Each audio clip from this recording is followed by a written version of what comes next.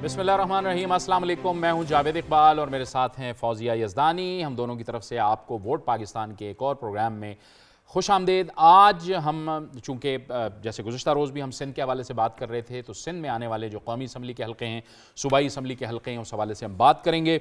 कौमी असम्बली के जिन हल्कों की हम बात कर रहे होंगे आज, उसमें NA 209 से लेकर NA 228 तक हम बात करेंगे। ये 20 कौमी असम्बली के हल्के हैं। और जो सिंध असम्बली है उसके जो सूबाई हल्कों की हम बात कर रहे होंगे, तो वो PS 40 से लेकर PS 83 तक, यानी ये 44 सूबाई असम्बली के हल्के हैं जिनकी हम बात कर रहे हैं। ये हल्के किन किन अजला और शहरों में आते हैं वो भी आपसे अर्ज़ कर दूँ।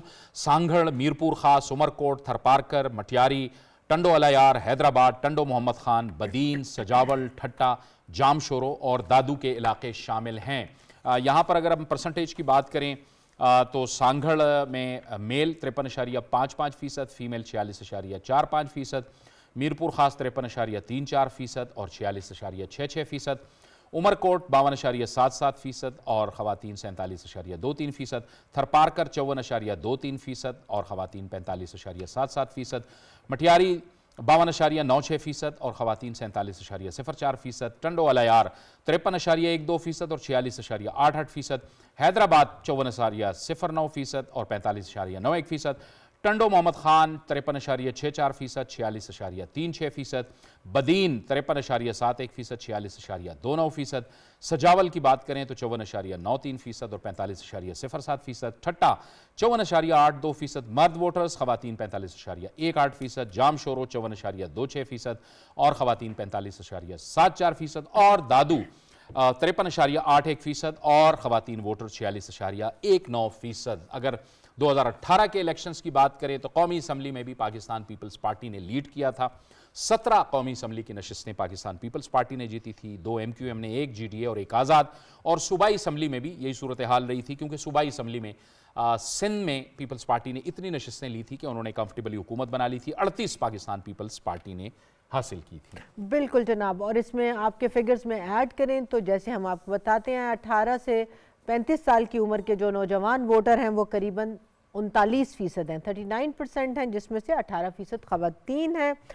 जिन अजला की आज हम बात कर रहे हैं उनमें 7,201 पोलिंग स्टेशन है, 1273 वोट पर पोलिंग स्टेशन एवरेज कर रहे हैं। इसमें करीबन पोलिंग बूथ जो होंगे वो 20,976 होंगे। सजावल की कॉन्स्टिट्यूंसी के पोलिंग स्टेशन, चूँकि पोलिंग बूथ अभी फाइनल नहीं हुए, तो वो इसमें ऐड होंगे।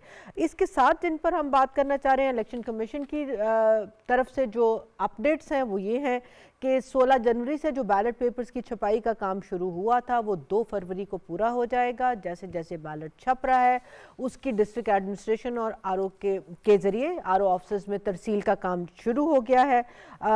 इसमें जो और बात जिसके बारे में आई थिंक तवज्जो तलब है वो ये है कि पिछले 2 दिन से मीडिया के बहुत ज़्यादा मौजूद था, ये ख़बरों में मौजूद था कि कोहिस्तान में ख़वातीन के इंतखाबी मुहिम में हिस्सा लेने पर पाबंदी लगा दी गई थी। अगर आपको हमारा पहला या दूसरा रादर प्रोग्राम याद हो, जब हम KP डिस्कस कर रहे थे तो रक्षंदा नाज हमारे साथ KP से मौजूद थी और उन्होंने इस बारे में काफ़ी जिक्र किया था कि न्यूली मर्ज डिस्ट्रिक्ट्स में और ख़ासतौर पर कोहिस्तान, मीरान शाह वगैरह में ख़वातीन बहुत एक्टिवली जो है वो कन्वेंसिंग कर रही हैं।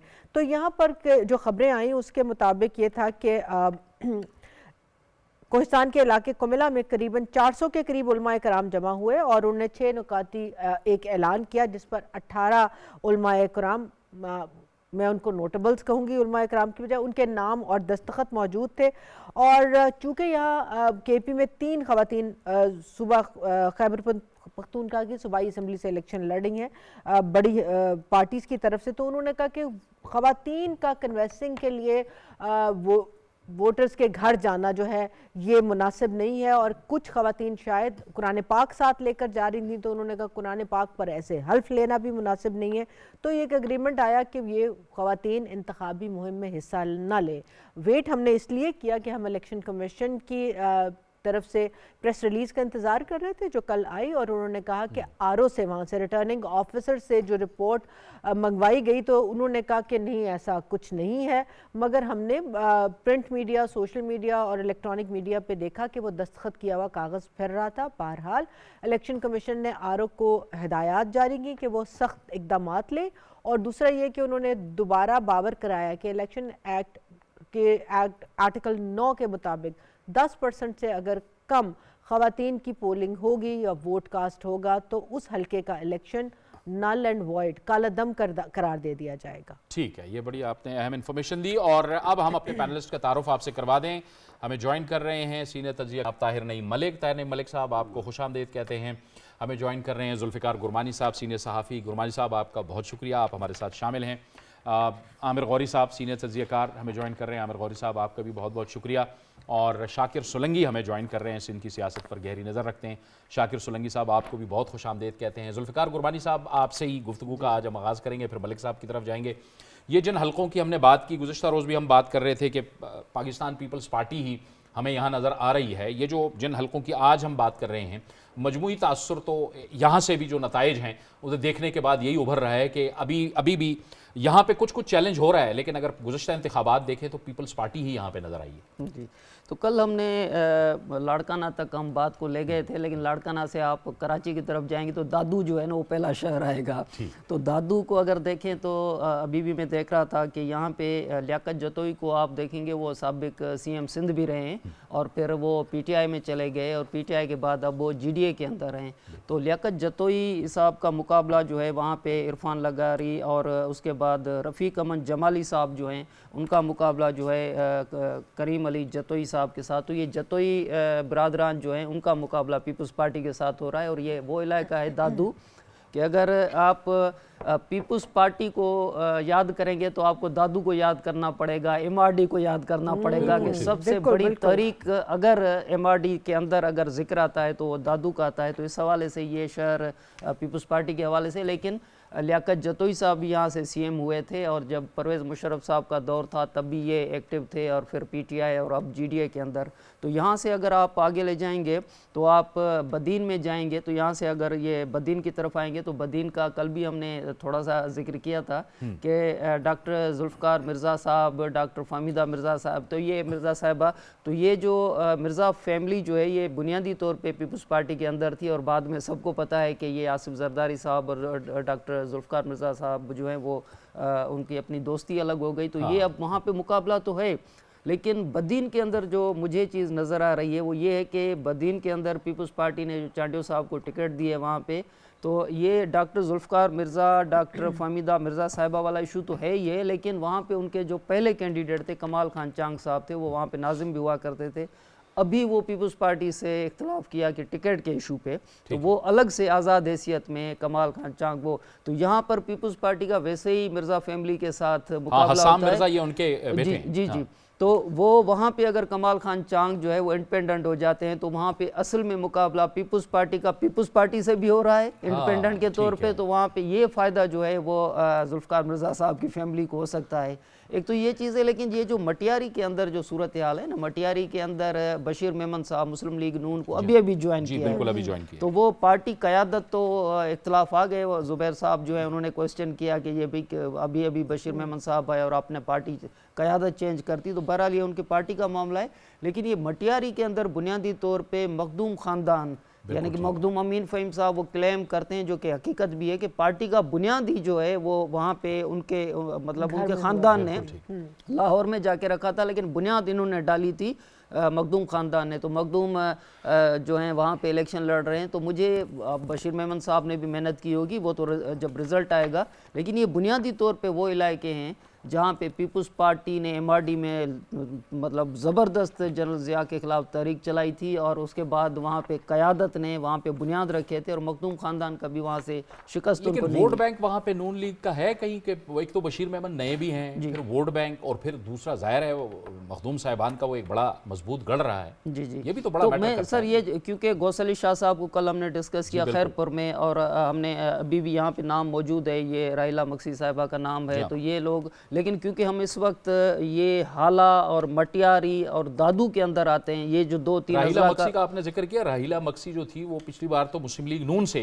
जी वो जी थी ना, जी, अब वो जीडीए से वो इलेक्शन लड़ रही हैं। सेनेटर सेनेटर थी मुस्लिम लीग तो नून की, अगर आप अभी वो उनको जीडीए में। थोड़ा सा अलग हो के आप देखें ना ये इलाके जिनको हमने डिस्कस किया है, तो यहाँ पे आप डॉक्टर फहमीदा मिर्जा साहिबा का नाम आएगा, शाजिया मरी साहिबा का नाम आएगा, कृष्णा कुमारी का नाम आएगा, सायरा बानू का नाम आएगा और राहिला मक्सी। तो मकसद है कि आपको एक अच्छी तस्वीर नजर आएगी। सायरा बानो भी इस बार जीडीए से, जीडीए से। बिल्कुल। तो यहाँ पे खवातीन जो है ना असल में मुकाबला जो है ना उनके काफी जो कैंडिडेट हैं, तो उस हवाले से लेकिन अच्छे नाम है खवातीन। और ये बड़ी पावरफुल है। जी जी जी। तो ये इस तरह की सूरत हाल है। लेकिन मैं नहीं समझता कि जिन अजला को हम डिस्कस कर रहे हैं, यानी मटियारी से लेके दादू तक, कम से कम जो अभी तक हमने डिस्कस किए हैं, कि वहाँ पे मुस्लिम लीग ने बशीर मेमन साहब को ये भी आप याद करें कि जब वो पुलिस अफसर थे और FIA में थे तो उनके भाई भी इलेक्शन लड़े थे वहाँ पे, वो तब जीडीए में ही, जीडीए की तरफ से ही लड़े, जीडीए की तरफ से। तो ये कोई पहली मरतबा टेस्ट नहीं होगा कि मुस्लिम लीग नून को या जीडीए को कितने, क्योंकि वो वहाँ से शिकस्त खा गए थे। तो बहरहाल अभी आगे देखते हैं कि फिर जी तैयार मलिक साहब, इंटरेस्टिंग फैक्ट्स है, फिर सुलगी साहब की तरफ भी आते हैं। जी जी, ये एक तो ये इन्होंने बताया कि बशीर मेमन साहब का प्रोफाइल है कि उनके भाई भी इलेक्शन लड़ते रहे, लेकिन राहिला मक्सी जो हैं ये एक कंपटीशन, ये जो कैंडिडेट जिन अजला की बात हुई, यहाँ पे एक कंपटीशन हमें नज़र आता है। ये है कि एज जो हम कह सकते हैं कि पीपल्स पार्टी को है, लेकिन अगर ये हमारे कैंडिडेट्स की लिस्ट देखेंगे तो जो जीडीए के सिंध में मजबूत उम्मीदवार हैं वहाँ ये हैं। जहाँ तक इन्होंने ये बताया कि हैदराबाद मटियारी, वो हैदराबाद सिटी की सीट नहीं है, और हाला कॉन्फ्रेंस का भी हवाला दे या, और उनकी वहाँ रिस्पेक्ट भी बड़ी है अमीन फ़हीम साहब की फैमिली की, मखदूम तालिबुल मौला के। तो ये पीपल्स पार्टी के जो कैंडिडेट्स हैं इनमें से बहुत सारे फेडरल कैबिनेट में भी रही हैं। जिस तरह आप शाजिया मरी को देखें तो उनके पास एक अहम इदारा था, बेनज़ीर इमिग्रेंट सपोर्ट प्रोग्राम, और नवीद कमर साहब भी पुराने पार्लियामेंटेरियन हैं, और इनका फिर वहाँ सिंध की लोकल बॉडीज़ में भी इम्पेक्ट है इन कैंडिडेट्स का। और जो इतनी अरसा वहाँ हुकूमत रही है पीपल्स पार्टी की, तो उसकी वजह से इन्होंने लोकल लेवल पे एक डिलीवरी भी वहाँ ये की है। लेकिन इसके बावजूद वहाँ कंपटीशन है जो जीडीए ने कराया। और प्रोग्राम से आज शुरू में सोलंगी साहब हमें बता रहे थे कि इन सब ये जितना भी अलायंस है, इसके अंदर अगर किसी पॉलिटिकल पार्टी की अगेंस्ट पीपल्स पार्टी रीच बढ़ी है तो वो JUI है, और उसकी इन्होंने हमें वजूहात भी बताई कि वो सिंध में क्या वजूहात हैं कि ये। हाँ तो साहब JUI, हाँ जी, वो एक्चुअली JUI का जो असर रसूख है, जो कल वाले अजला हमने डिस्कस किए थे, शिकारपुर, लाड़काना, जैकबाबाद, घोटकी, खैरपुर सक्खर, ये इन इलाकों में बहुत ज़्यादा है। ये आज वाले जो अजला हैं इनमें JUI का नहीं है असर रसूख, इनमें GDA की जमातें हैं। फंक्शनल लीग एक ऐसी जमात है जो सांगढ़ डिस्ट्रिक्ट, आज सांगढ़ भी है ना ये फंक्शनल लीग वाला, सांगढ़ डिस्ट्रिक्ट से सीटें निकालती है, 2 या 1 या 3, और दूसरा खैरपुर से निकालती है, क्योंकि खैरपुर में पीर पागाड़ों का अपना घर रहे। ये बताइए सोलंगी साहब, ये जो फंक्शनल लीग काम हम बता देते हैं पंजाब में ये इधर, लेकिन वो जो पीर साहब पिगाड़ो थे उनकी एक और जमात है, हाँ, और जिसकी सिंध के अंदर बड़ा ट्रेडिशन है, वही बता रहा हूँ कि वोट में ट्रांसलेट होती है। वोट में कैसर सांगढ़ में, अच्छा, वहां से 1-2 सीट आती है, और जहां पे सायरा बानू को इन्होंने खड़ा किया है, हाँ। पहले खुदा बख्श राजड़ भी यहाँ से MNA बने हैं फंक्शनल लीग के प्लेटफॉर्म से,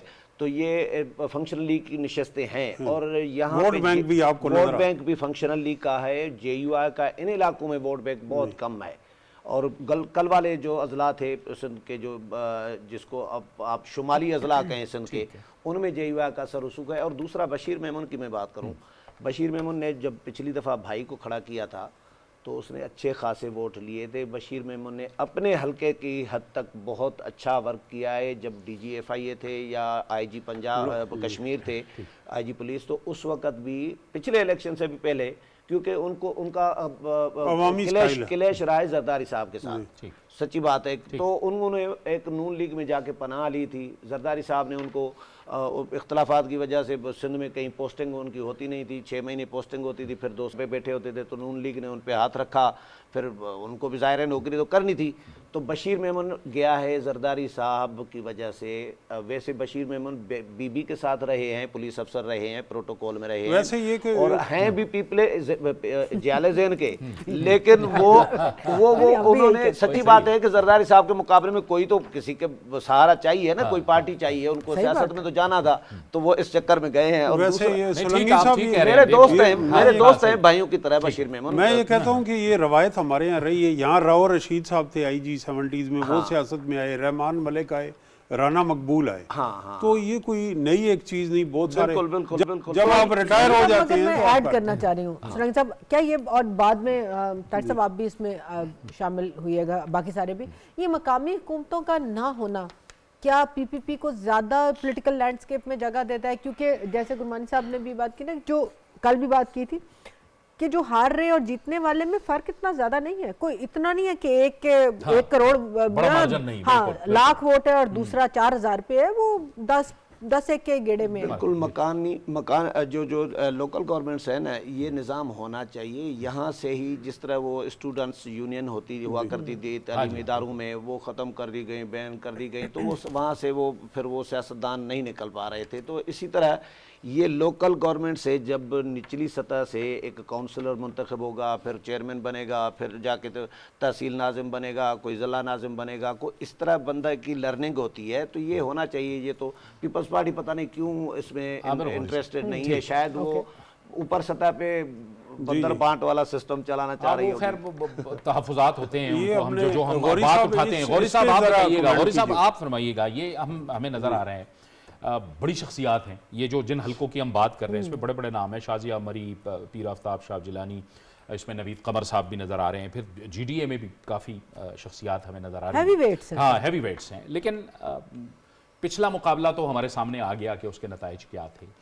इस बार आप समझते हैं कि कुछ चीज़ें तब्दील होंगी, क्या वो अनासर होंगे जो तब्दीली का बायस बन सकते हैं, अगर तो बनते हैं? और Aamir please if I may add, Sangarh में, मीरपुर खास में, उमरकोट, थरपारकर, यहाँ पर हमें PPP, MQM और PTI की तरफ से अक़लियती कैंडिडेट्स भी जो ये हैं एक वो अच्छा भी जनरल सीट और प्रोविंशियल सीट्स के लिए लड़ बहुत रहे हैं। बिल्कुल। तो ये भी एक बड़ा इंपॉर्टेंट फैक्टर है, क्योंकि हम देखते हैं कि जब रिजर्व सीट के अलावा इनकी जगह कम होती है, मगर सिंध में ये जगह भी निकलती है। देखिए इम्पॉर्टेंट है जो मेरे दोस्तों ने अब तक कहा, मैं उसमें सिर्फ 2 चीज़ों को ऐड करना चाहूँगा कि एक तो थोड़ा सा पर्सपेक्टिव क्रिएट करने के लिए कि लास्ट टाइम जो नेशनल असेंबली की सीटें हैं सिंध में, उसके अंदर क्या परफॉर्मेंस है और तो अभी देखें ना कि जो नेशनल असेंबली की सीटें हैं, अगर फर्स्ट का 21 थी तो 17 पीपल्स पार्टी के पास थी, 2 जो हैं वो MQMP के पास थी और 2 इंडिपेंडेंट स्ट्रोक GDA के पास थी।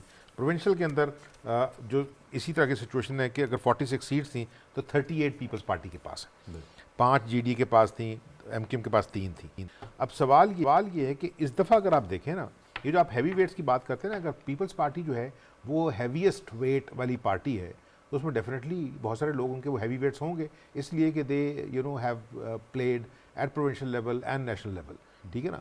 क्योंकि जरदारी साहब की अगर पीपल्स पार्टी आज की है, उसको छोड़ देते हैं कि कब भुट्टो साहब की पार्टी थी या बेनज़ीर साहबा की पार्टी थी, अगर जो पार्टी है पिछले 15 साल से वो जरदारी साहब की पार्टी है तो उसका असर नफूस चूँकि पंजाब में तो उतना नज़र नहीं आ रहा, मुझे नहीं पता कि उनके लोग कितने जीतेंगे यहाँ से कितने नहीं जीतेंगे, तो सिंध जो है उसके अंदर दे विल प्रीडोमिनेट। और इस वजह से भी कि उनके जो दोनों जगह पे, यानी नेशनल के अंदर देखें उन्होंने कोई ऐसी सीट नहीं है, उनको पता है कि वो ये जीतेंगे, तो उन्होंने सारे के सारे कैंडिडेट्स खड़े किए।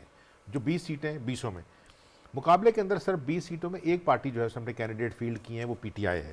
वो जीतती है या नहीं जीतती, और आज का जो फैसला है जो कोर्ट की तरफ से आया उसका क्या इम्पैक्ट होगा उन लोगों का जो PTI का इलेक्शन लड़ना चाहते हैं, और उनका मोराल क्या होगा, ठीक है ना। और अगर उनमें से कोई एक आधा बंदा जो है उसको बताया गया फ़ोन के यार तू बस कर, यार तू अपने वोट जो तेरे आने हैं जितने भी वो भी हमारे साथ शामिल हो, ठीक है ना, कोई मुका कर लेते हैं। आई एम नॉट सेइंग कि होएगा, लेकिन पॉलिटिक्स है पाकिस्तान की।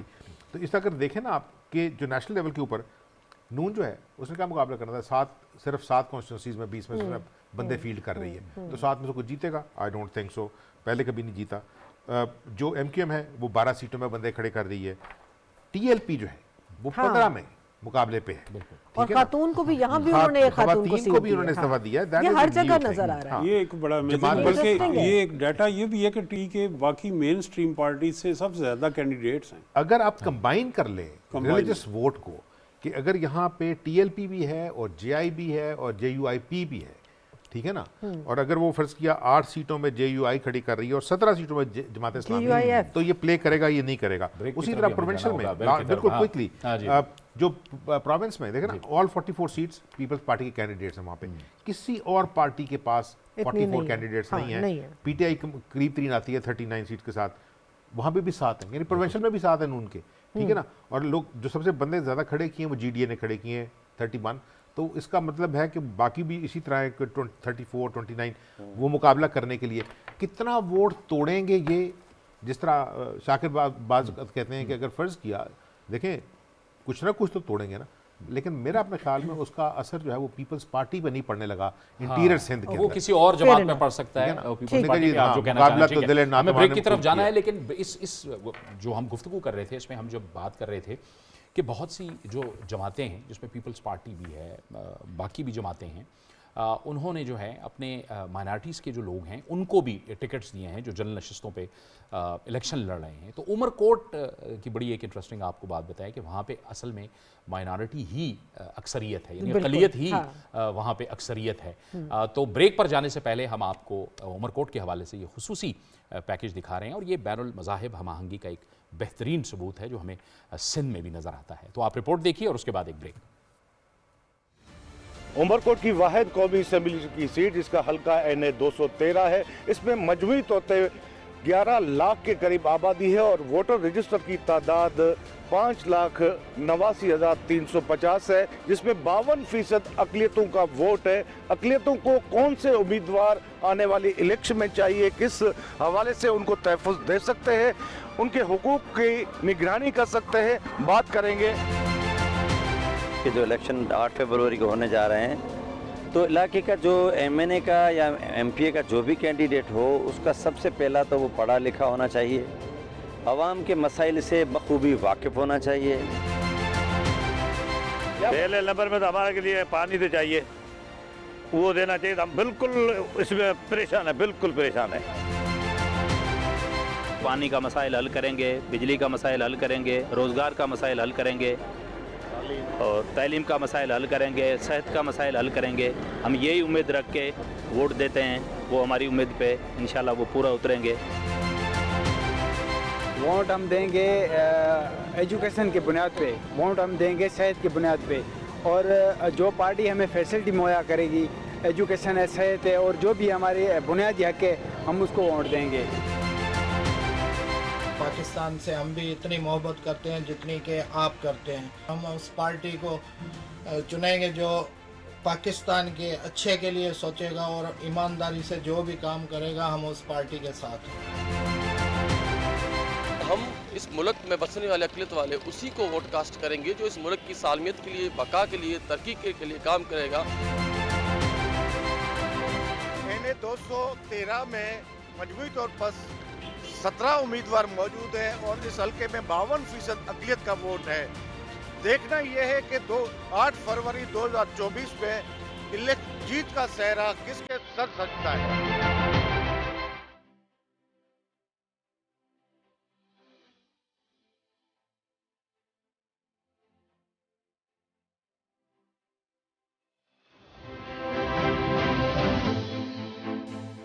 ब्रेक के बाद एक बार फिर आपको खुशामदीद कहते हैं। ब्रेक से पहले जो आप रिपोर्ट देख रहे थे, बड़ी अहम रिपोर्ट है। आमिर गौरी साहब और मलिक साहब, मैं चाहूँगा कि आप उस पर कमेंट भी ज़रूर कीजिएगा। एक तो हम जनरल नशिस्तों की बात कर रहे थे कि प्रेमचंद हैं, महेश कुमार मिल्हानी हैं, इसके साथ लालचंद मल्ही हैं। अब से कुछ अरसा पहले अमेरिका की वजारत ख़ारजा ने पाकिस्तान को इस लिहाज से मोस्ट कंसर्न ममालिक की लिस्ट में शामिल किया था और उसमें पाकिस्तान ने उस पर बड़ा एहतजाज किया था और पाकिस्तान ने कहा था कि आप और ममालिक को देखें। पाकिस्तान तो ये है आमिर गौरी साहब और ताहिर नईम मलिक साहब कि जिसमें जनरल नशिस्तों पर भी ये लोग शामिल हैं, और उमरकोट तो ऐसा ज़िला है कि जहाँ पे अक़लियत ही असल में अक्सरियत है। देखिए, ये आपने अच्छी बात की और इस वजह से जैसा आपने कहा कि जो नंबर्स हैं, लोगों को सिर्फ हिस्ट्री के अंदर से एक जो है छोटा सा इंटरेस्टिंग स्नैपेट कि अकबर बादशाह जो हैं मुग़ल, वो उनकी बर्थ उमरकोट में हुई थी जिस वक्त मतलब उनके वालिद हुमायूं भाग रहे थे शेर शाह सूरी से। और जो सबसे इंटरेस्टिंग चीज़ जो मुझे याद है कि मतलब व्हेन आई ट्रैवल्ड वहाँ पे, तो एक छोटी सी पैसेंजर ट्रेन जाती है और वो सिर्फ पानी देने के लिए जाती है। उमरकोट पहुंचने से पहले तकरीबन 1-1.5 मील पहले इट स्टार्ट्स हूटिंग, वो अपना अलार्म बजाना शुरू करती है, हॉर्न देना शुरू करती है, सिग्नल बजाना शुरू करती है, जो उसको वर्ड कहते हैं।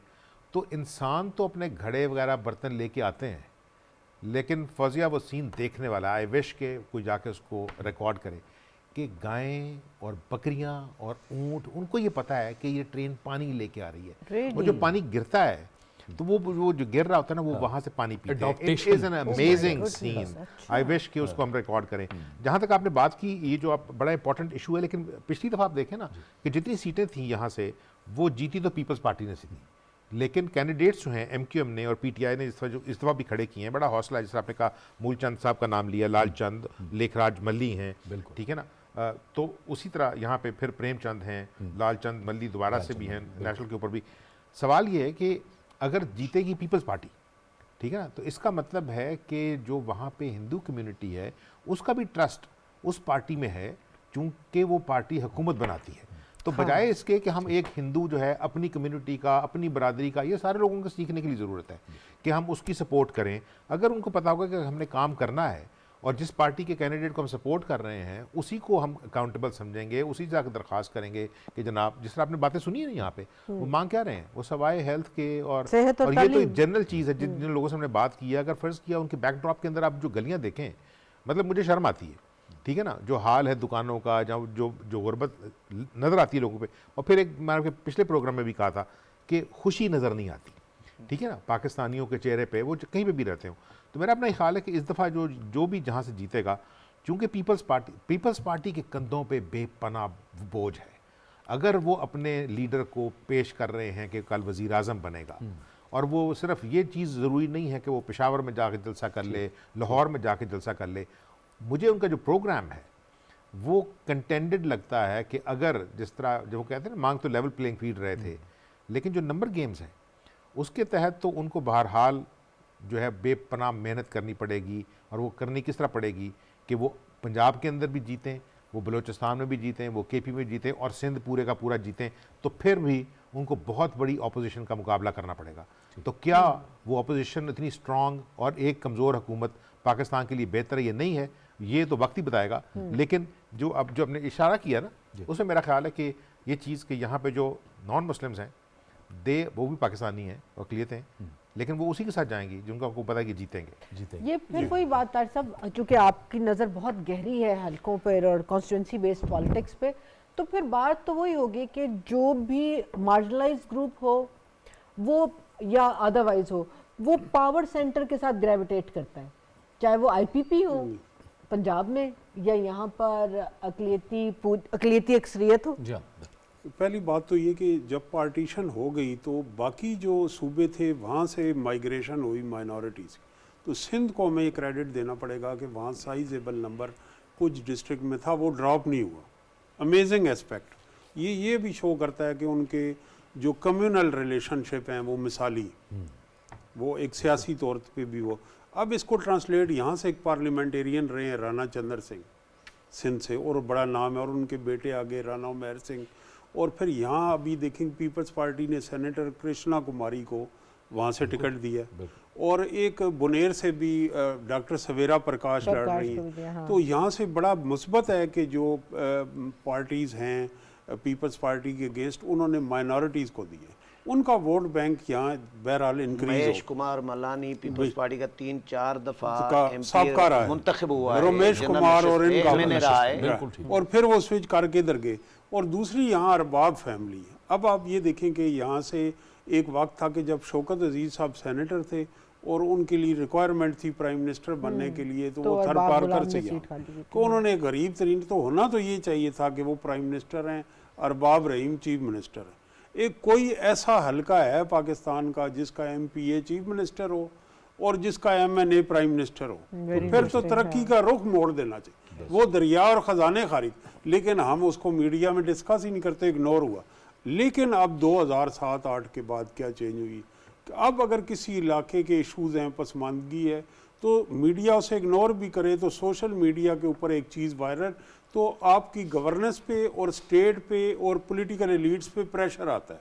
आप देखें कि 2008 के बाद थर के इश्यूज हाईलाइट हुए, वहाँ पीपल्स पार्टी की सक्सेस थर कोल प्रोजेक्ट है, लेकिन जो इश्यूज उनके हाईलाइट हुए सिटीज़न जर्नलिज्म में या प्रिंट मीडिया में, ये उस पर प्रेशर आया, पीपल्स पार्टी को भी वहाँ फोकस हुआ, वहाँ चीफ मिनिस्टर गए, वहाँ बिलावल गए, वहाँ दूसरी अपोजिशन जमातें भी गईं।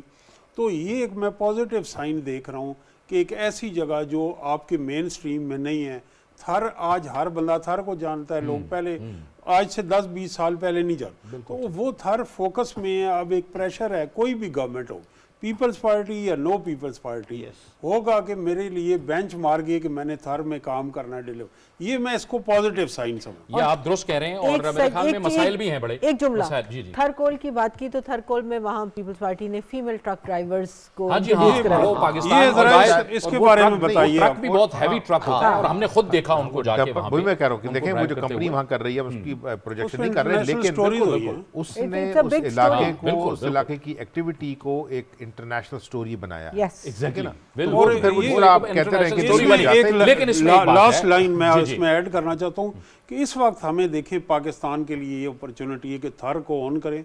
नरेंद्र मोदी का जो इंतहा पसंदाना वहाँ पॉलिटिक्स है, बयानी है, उसको हम इससे शिकस्त दे सकते हैं इन स्टोरीज।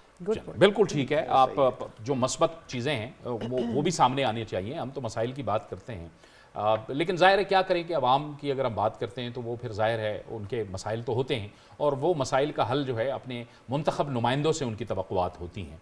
तो ये तो हम ज़रूर बात करते हैं, लेकिन एक बहुत बड़ा मसला जो न सिर्फ सिंध के लिए है बल्कि वो पूरे पाकिस्तान के लिए है, बल्कि पूरी दुनिया के लिए है, वो है मौसमियाती तब्दीली का। जिस तरह से ग्लेशियर्स पिघल रहे हैं और हर कुछ साल बाद सैलाब आ जाते हैं, तो पाकिस्तान का भी सैलाबों ने रुख किया हुआ है, और पाकिस्तान में भी मौसमियाती तब्दीली की वजह से बड़े मसाइल हुए हैं। बारहा हम आवाज़ उठाते रहे हैं, उससे सिंध भी बड़ा मुतासर हुआ है। तो इस हवाले से हम आपको एक रिपोर्ट दिखाते हैं।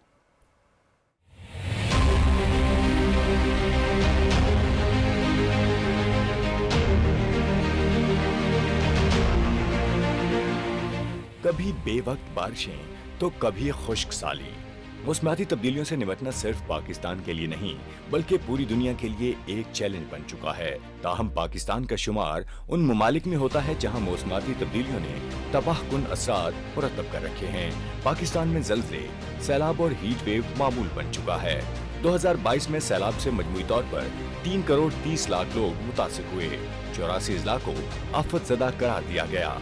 जनूबी पंजाब, सूबा सिंध, बलूचिस्तान और खैबर पख्तूनख्वा के 34 अजला मुतासिर हुए, जिससे 23 लाख बच्चों समेत 79 लाख अफराद को नकल मकानी करनी पड़ी। 6,64,000 अफराद को इमदादी कैंपों में रखा गया। सूबा सिंध का 70% हिस्सा शदीद मुतासिर हुआ। NDMA के मुताबिक सैलाब से मजमूई तौर पर 23 लाख घर तबाह हुए। 44 लाख एकड़ रकबे पर फसलें सैलाब बुर्द हुई। 8 लाख मवेशी हलाक, 30,000 से ज्यादा स्कूल और 2,000 तिबी मराकज को नुकसान पहुंचा।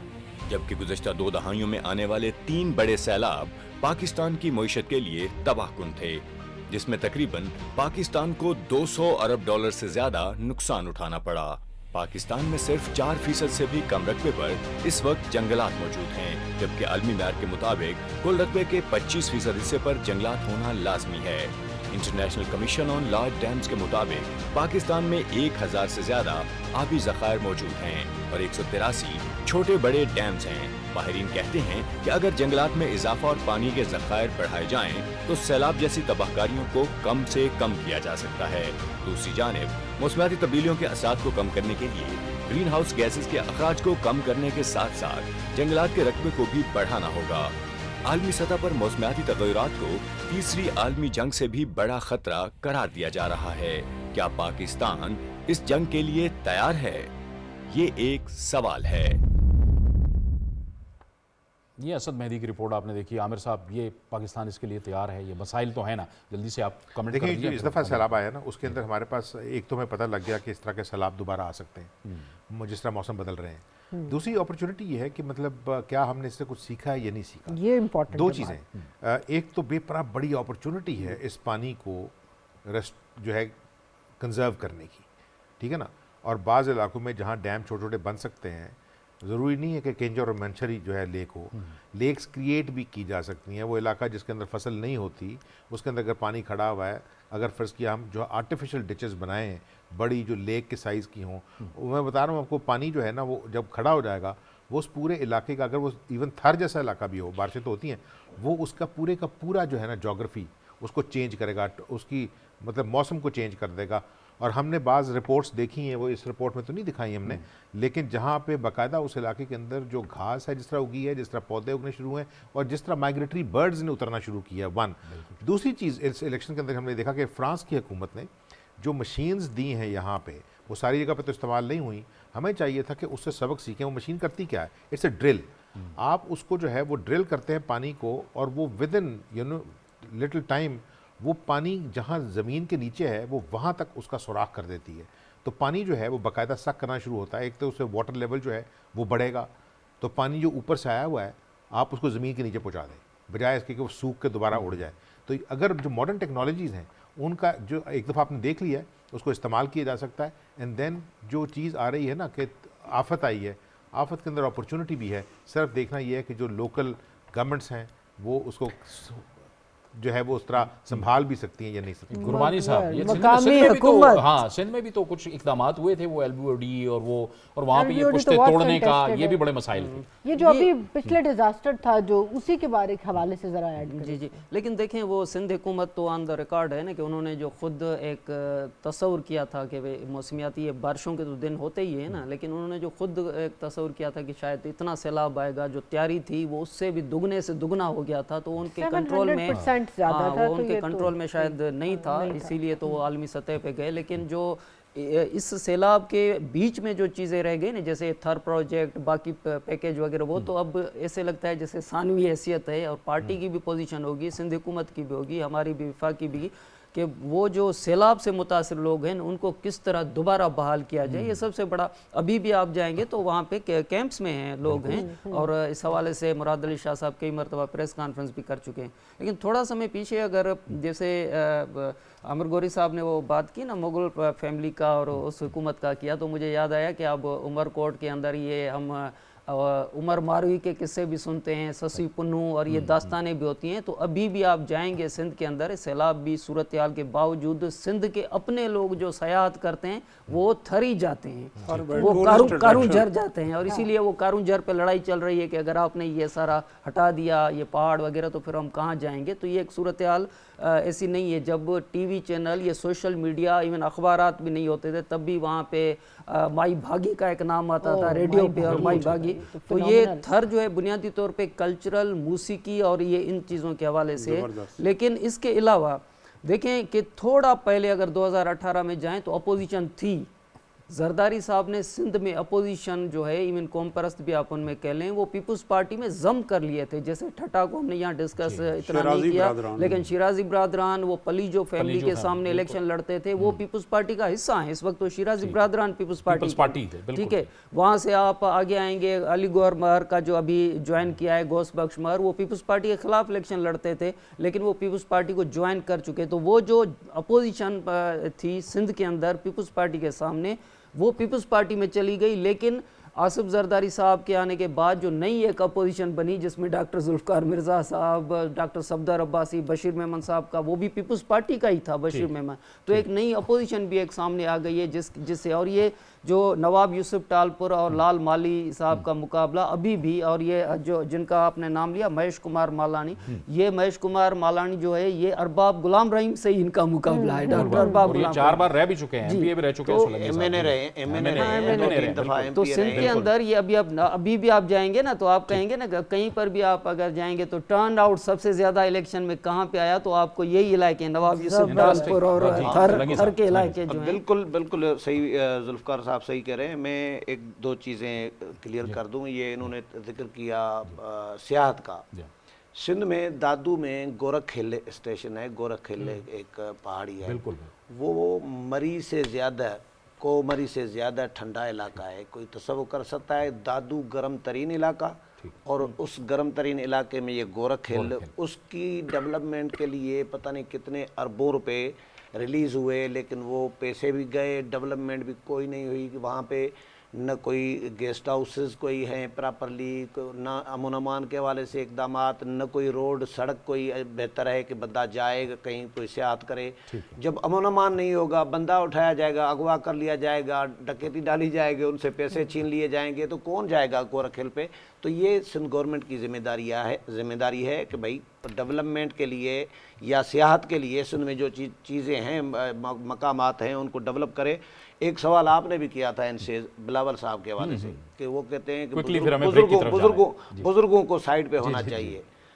फरतुल्लाह बाबर ने फौरी तौर पर पीपल्स पार्टी पार्लियामेंटेरियंस के सेक्रेटरी जनरल के ओहदे से इस्तीफा दे दिया। मैंने बाबर साहब को फ़ोन किया, मैंने कहा क्यों, खैर है, सुनाए नाराज़ हैं किसी मामले पे? बोला नहीं यार, चेयरमैन साहब ने कहा बुजुर्ग साइड पे हो जाएं। उसके बाद लगाया किसको? 65 साल के नैयर बुखारी नौजवान को। तो ये दिलचस्प बात आपने बताई। चलिए हमें ब्रेक की तरफ जाना है, हमें ब्रेक की तरफ जाना है। गुफ्तगू को अब जारी रखेंगे, लेकिन इस मरहले पे ताहिर नईम मलिक साहब का शुक्रिया अदा करेंगे। एक ब्रेक लेंगे, न्यूज़ ब्रेक लेंगे और उसके बाद अपनी इस गुफ्तगू को आगे बढ़ाएंगे। हमारे साथ रहिए।